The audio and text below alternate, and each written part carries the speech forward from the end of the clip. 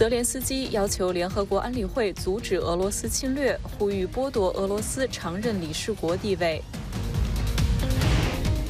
乌克兰议员奔走美国国会寻求援助，批评中国扮演普京的好伙伴。美英澳领导人宣布共同研发高超音速导弹。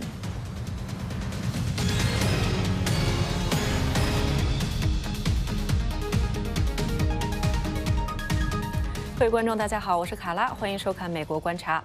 乌克兰总统泽连斯基在周二对联合国安理会的视频演说中，要求阻止俄罗斯对乌克兰的侵略，并呼吁剥夺俄罗斯安理会常任理事国的地位。今天的节目中，我们一同关注乌克兰总统泽连斯基呼吁联合国安理会立即阻止俄罗斯对乌克兰的侵略行径，并将在乌克兰犯下战争罪行的俄罗斯军人绳之以法。泽连斯基星期二在对联合国安理会发表的视频演说中提出了上述要求。他表示，联合国安理会的首要职责就是阻止侵略、维护和平。但是，因为俄罗斯在安理会中的特殊地位，无法阻止莫斯科对乌克兰发动的侵略战争。泽连斯基在演说中控诉俄军在乌克兰屠杀平民、轰炸防空洞、制造人道灾难，犯下了二战以来最严重的战争罪行。近日，基辅郊外布查镇在俄军撤离后，发现有众多平民被滥杀，尸体被遗弃街头和旷野。乌克兰指责俄军在乌克兰滥杀无辜，犯下战争罪行，甚至是种族灭绝罪。泽连斯基特别呼吁剥夺俄罗斯在联合国安理会中常任理事国的地位。他呼吁联合国采取行动，改革体制。他说，联合国必须尽一切努力，确保有效运转。Чи готові ви до закриття ООН? Чи вважаєте ви, що час міжнародного права минув? Якщо ваша відповідь – ні, то діяти потрібно зараз. Діяти негайно. Потрібно негайно повертати силу статуту ООН. Потрібно негайно реформувати систему ООН таким чином, щоб право вето не було правом смерті. Щоб була справедлива представленість в Радбезі усіх регіонів світу. І зараз ми потребуємо рішень від Ради безпеки для миру в Україні. І якщо ви не знаєте, як ухвалити це рішення, то ви можете зробити дві речі. Або усунути Росію як агресора і джерело війни від блокування рішень щодо її ж агресії, її ж війни. І тоді зробити все, що може встановити мир. На сьогодні саме внаслідок дій Росії на території моєї держави, на території України скоюються найстрашніші воєнні злочини за увесь час після завершення Другої світової війни. Притягувати російських військових і тих, хто віддав їм накази, до відповідальності за воєнні злочини на території України.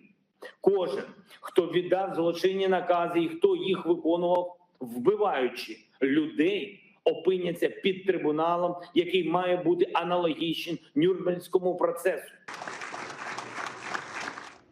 美国与盟友将在星期三推出针对俄罗斯的新一轮制裁，将进一步萎缩俄罗斯经济，并冲击其军队作战能力。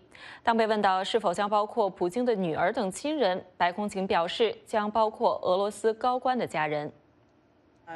In coordination with the G7 and the EU, an additional sweeping package of sanctions measures that will impose costs on Russia, send it further down the road of economic, financial, and technological isolation.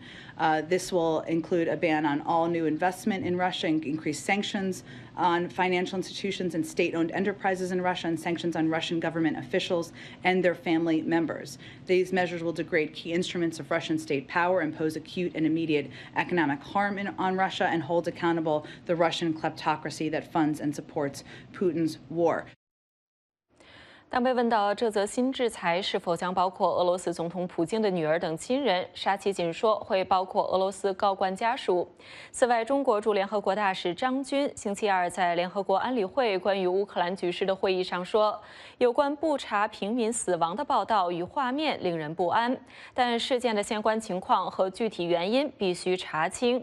与此同时，中共官媒央视和新华社等原封不动转载俄媒和俄罗斯官方的说法。法，认为发生在布查的惨剧是虚假信息。沙奇说，重复俄罗斯政府与普京的宣传者是站在历史错误的一方。美国、英国和澳大利亚星期二宣布，将通过最近达成的澳英美三边安全协议，一道研发高超音速导弹。目前，美国和盟国对于中国在太平洋地区越来越强势的军力增长的担忧不断加大。美国总统拜登、英国首相约翰逊和澳大利亚总理莫里森在一份联合声明中说，承诺就高超音速与反高超音速电子作战能力开始新的三边合作，并扩大信息分享，就国防创新深化合作，并重申要致力于维护 AUKUS 和一个自由开放的印太地区，维护一个尊重人权、法治和没有胁迫而和平解决纠纷的国际秩序。临盆在即的乌克兰议员奥莱克桑德拉·乌斯蒂诺娃，自俄罗斯入侵乌克兰之后，就奔走于美国国会，为乌克兰争取支持和武器援助。他说，国际社会应该以行动告诉普京，他已经越过了哪些红线，而不是受到普京的威胁而节节后退。他也表示，中国在这一场战争中精密算计，试图扮演普京的好伙伴，同时坐享削弱俄罗斯在地缘政治上为自己带来的益处。请看报道。We know that you are a member of the Ukrainian parliament. First of all, could you tell us what brought you here at perhaps February, where you had been staying in Washington, and what was your mission in U.S. Capitol? So I came 10 days before the invasion happened. Decided I can just come a little bit earlier to see my husband. He's a Ukrainian. He works in the United States, in Austin, Texas. And so I came 10 days before the invasion. And I was already 8.5 months pregnant back then. And I remember the first day of war, when it was early morning in Ukraine, when Putin invaded. I turned around to my husband. I'm like, well, I have to be in Washington. I mean, all I can do here is just go to rallies and protest. And in Washington, being a member of the parliament, I can go and talk to my colleagues, to my counterparts in Congress, and raise support, raise awareness about what's going on and what actually needs to be done to help my country. And I remember that was not a session week, so there was almost nobody there. So I had meetings with the staffers, trying to brief them and to explain what's actually going on. And to be honest, the first probably 48 hours was difficult because nobody in the world believed Ukraine will not surrender. Everybody thought we would go down and that Kyiv would be captured by Russians and occupied by Russians within the 24 or 48 hours.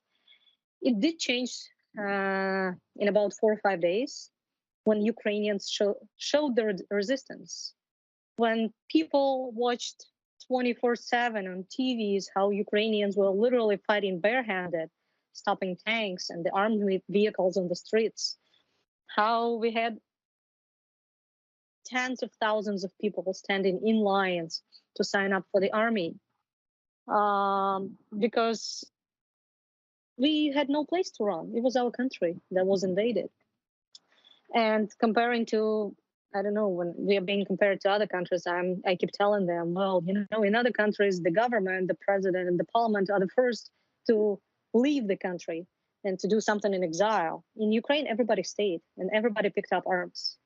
So I started going around on the hill, knocking at every door and asking for every meeting with the senators, with the congressmen and congresswomen. And basically the agenda was very simple. We need a no-fly zone. If you do not want to do the no-fly zone, give us the guns. Give us the air defense systems and the jets so we can create our own no-fly zone for us. Because we know how to fight, and we've had proved we know how to fight. We literally beat up the second biggest army in the world. And I'm taking it back now. The second thing besides the no-fly zone and the defense system was sanctions. Because I remember when the first package of sanctions came out, the same day the Russian stock exchange rose, which means they expected worse. And first I couldn't understand what was going on. And then when I saw the exemptions on oil and gas that the Treasury did through the licensing, I realized that nobody wants to go for strong sanctions and actually do hurt the economy. So we started pushing this agenda, and we started pushing the agenda on personal sanctions on Putin's cronies and his close oligarchs. And that was the main thing I kept asking the Congress people to help us with, because we saw a very great support, an awesome support from the American public, from the American people. And that's what the United States is about. And that's basically what the United States has been standing for in the rest of the world. And now here, a small country like Ukraine, comparing to the United States, is doing what actually the United States was promoting to be doing, fighting for the democracy and independence of Europe, of the world, against one of the biggest countries in the world, like Russia. What are the responses you got from members from both aisle, and any major accomplishments?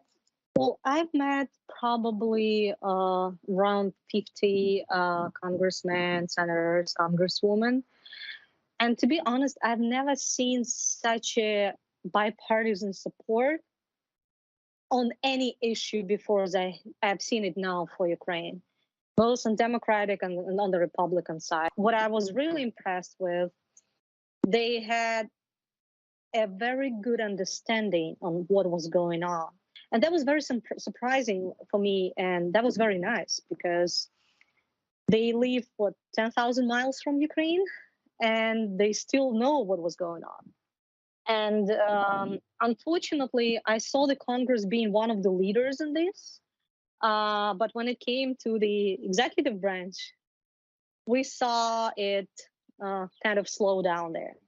So we did have the support coming, and we do have the arms and the humanitarian aid coming, but it's not in the quantities that we need, because again, we're fighting the second biggest army in the world, which is a few times bigger than we are, and we need it faster. I understand that nobody was ready for this war. I mean, everybody knew there would be war coming, but nobody expected it would be that bad. Nobody expected that Putin would become literally a war criminal. And I understand that decisions comparing to how they're usually like made are being done fast. But comparing to what needs to be done, it has to be done much faster. Because when I keep seeing people saying we're negotiating the air defense systems or the MiGs, I understand that every day of negotiations is thousands of lives of Ukrainians, of children, of women, of innocent people who are sitting there in the basement, literally begging to get at least any support, because this is the matter of life for them. And it's not about an escalation, because the US and NATO keeps talking about, we don't want to escalate. Well, with Putin, if he has made his mind to do something, he doesn't need a reason or an excuse for that. He doesn't need an escalation. Like, we did not do anything and we were still invaded. We were just called Nazis. So this is the problem, that the world keeps trying to negotiate Putin, to talk to him as a rational person, while he's not. It's about what he wants to do and what he doesn't want to do. It's not the world, the democratic world, telling Vladimir Putin what is the red line for him to cross, for the world to be strong against him, to do something. It's Vladimir Putin telling the rest of the world that if you do this, this is going to be an escalation, and they step back. If you do this, this is going to be an escalation, and they're stepping back. That's why I kept telling them, where is your red line? Because Putin is the one who is drawing the red lines for you. How would you evaluate the help that the U.S. government provides to Ukraine so far? And how was President Biden's stance towards Putin, in your opinion? Biden's 9 words about Putin: for God's sake, the man cannot remain in power. How do you like it? Are you seeing any possibility of regime change in Moscow? You know, I like actions, not words and statements. I'm grateful for these words. This is something that had to be said, but unfortunately, it's not that easy just to get rid of Putin. He's not a democratic ruler, and unfortunately, Russians are not democratic people. We've already seen 71% of Russians support the war in Ukraine. And since the war started, he's getting more and more support to kill Ukrainians because they're, I don't know, Nazis. And it's not about Putin. It's about, unfortunately, the common support of this evil and these actions towards other people.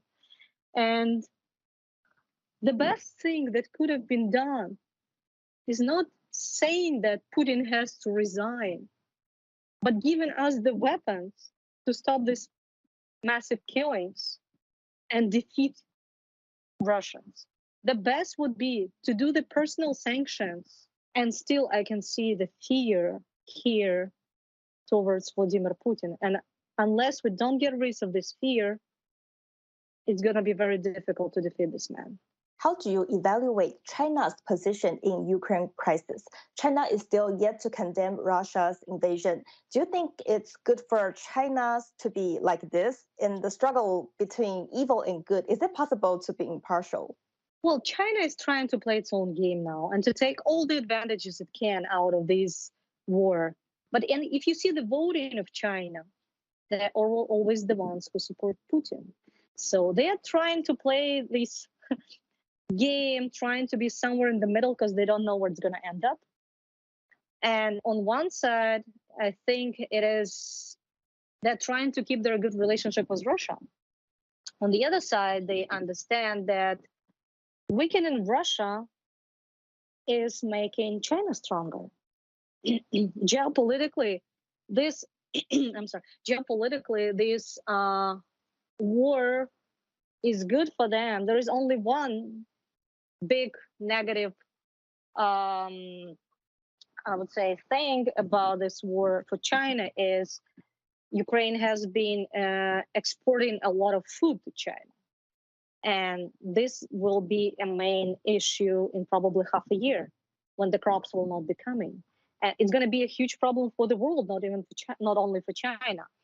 But China has been very dependent on the Ukrainian food and crops. So, of course, I would want China to step up for democracy and say that we support people who are literally being shot to death on the streets and killed fighting for their freedom. But I understand that China has their own game and they're trying to play a good cop with both Putin and trying to save their face, not showing the direct support and not saying that we are in favor of it. How do you compare Xi Jinping with Putin? Will Xi Jinping and his China pose an even bigger threat to the peace and prosperity of the world? If you compare Putin, Putin cannot be compared. You can compare Putin with Hitler only. And I don't want to compare anybody else with him because he is a massive murderer. He is a war criminal. And this is something that he has been doing for decades, for years, in Georgia, in Moldova, in Syria, when they burned Aleppo to ashes. That's what they're doing in Ukraine now. Exactly the same what they did in Syria. And that's because the world let them do that. I haven't seen China doing that. China is very smart. They're playing more economically. They're playing more strategically. Your baby girl is expected in middle April. You joked about naming your baby Javelin. Will it be like this or you got a name for the baby already? How would you explain what have happened over the past month to your baby girl when she asks you in the future? Well, she's definitely going to be a fighter, I hope, because she made it to every meeting and to every cabinet on the Hill that I've been to. And she even helped me probably because it was very difficult to say no to a pregnant woman when she was asking for help for her country and her countrymen. Yeah, I've been telling, so we don't have a name yet. It's 9 days left and we still didn't come up with a name.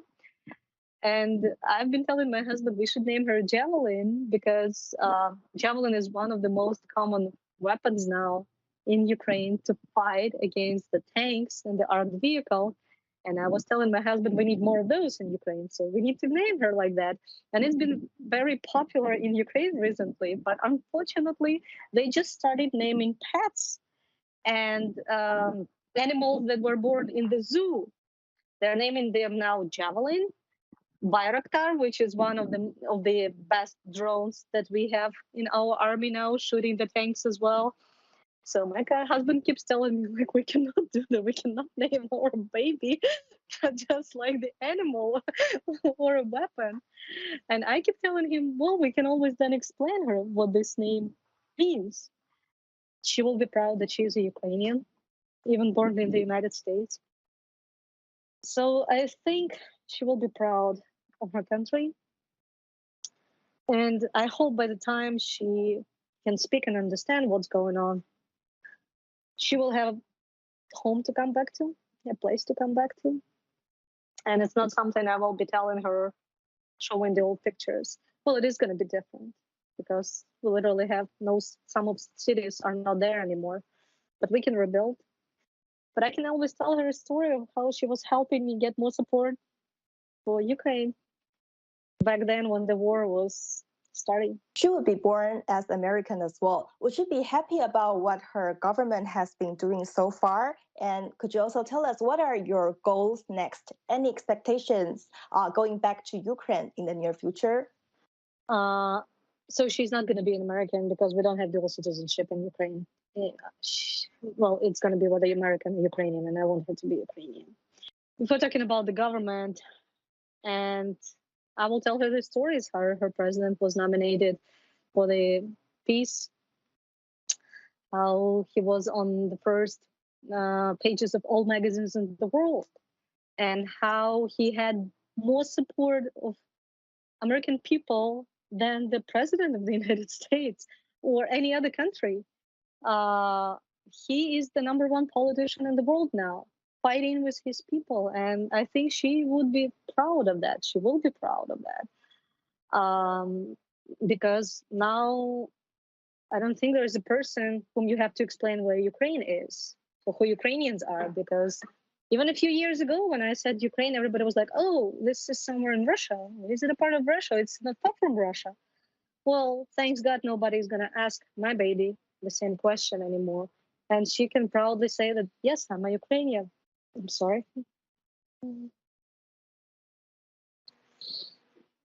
I don't know when we are going to come back home. I have my tickets for June 1st. I know there's no airports left besides one that is not functioning in Ukraine. I don't know how safe it's going to be in a month and a half. In 2 months, actually, to go back with the baby. But I hope we're going to manage it. Hopefully by the time it's time to go home, there will be no more Putin and the war will stop and it will be much easier. I don't care about flying to any other country and driving. It's just about defeating this evil, killing us every day. 美国国家运输安全委员会周二证实，正在协助中国的调查人员评估今年3月21号坠毁的中国东方航空公司5735航班的飞行数据记录器。委员会正在协助中国民航局在位于华盛顿的实验室下载这架波音737-800型客机驾驶舱语音记录仪。驾驶舱语音记录仪可能会为调查人员提供机上3名飞行员之间通信的细节。 周六，一个由3名美国国家运输安全委员会调查人员组成的小组抵达中国，协助调查坠机事件。波音公司的一个团队也前往中国协助调查。这架飞机3月21号坠毁在中国南部的一个山坡上，机上132人全部遇难。 福布斯周二报道说，美中两国的富翁主导了福布斯2022年度全球亿万富豪排行榜。美国特斯拉和太空探索技术公司 CEO 伊隆·马斯克以2000亿美元的资产超过了创立美国亚马逊的杰夫·贝佐斯，成为全球首富。连续2年排在中国首富的是农夫山泉公司董事长兼总经理钟闪闪。这位小学肄业的企业家的资产估计有657亿美元，比1年前少了32亿美元。他在全球排行榜中排名第17。中国的亿万富翁的财富在过去1年中，因为股市暴跌和中共当局对多个行业展开严厉整肃而缩水不小，但仍然有539人进入亿万富翁排行榜，美国有735人上榜。当今，真相为重，掌握全球脉动，只要点击 VOA Plus， 手指移动，信息即来。追踪政治动向，体验真实生活，世界各地的声音，随时随地轻松获取。现在就下载 VOA Plus 应用程序 VOA Plus。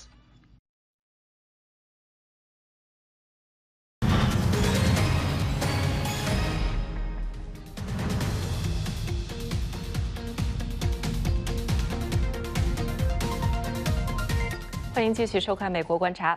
随着新冠疫情大流行开始缓解，人们正在重新考虑自己的生活方式和投资活动，房地产就是其中的一个方面。2021年，洛杉矶已经成为1000万美元以上房产的最热销区域，成为了富豪买家炙手可热的竞标地点。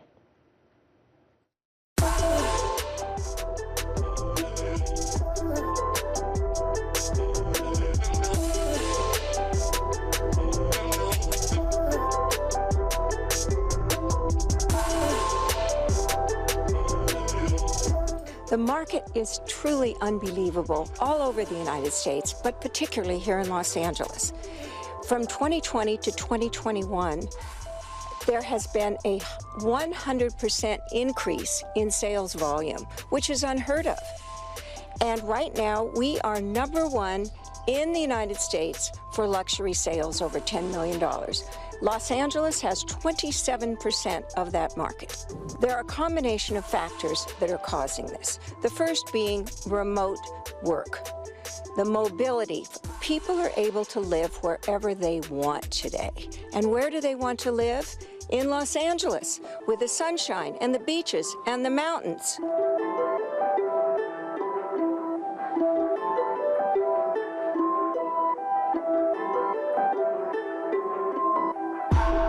We've had strong offers on our house, and we've had a bidding war, and it came in over our asking price, which was surprising to us. And I think that happened because people are looking for properties that are unique, that people are, that there's not enough, unique homes out there, especially in the luxury market right now. It used to be where you bought a house and they asked a certain amount of money and you put in an offer and then they countered you, and then it didn't take long and you agreed on a price. It's different today. Today there's a price on the house, but I'm finding people are paying $500,000 to $750,000 more than the asking price. And I think the reason why this is happening is because the interest rates are so low. 2% on a mortgage is not a lot of money, and so people are coming into this market that couldn't come into it before. Last year, which is 2021, Los Angeles traded 628 properties worth of $10 million and above. Additionally, that was a 90.3% increase year over year from 2020. There was a $10.6 billion trade in terms of the volume of trades done in 2021 of $10 million and above in Los Angeles.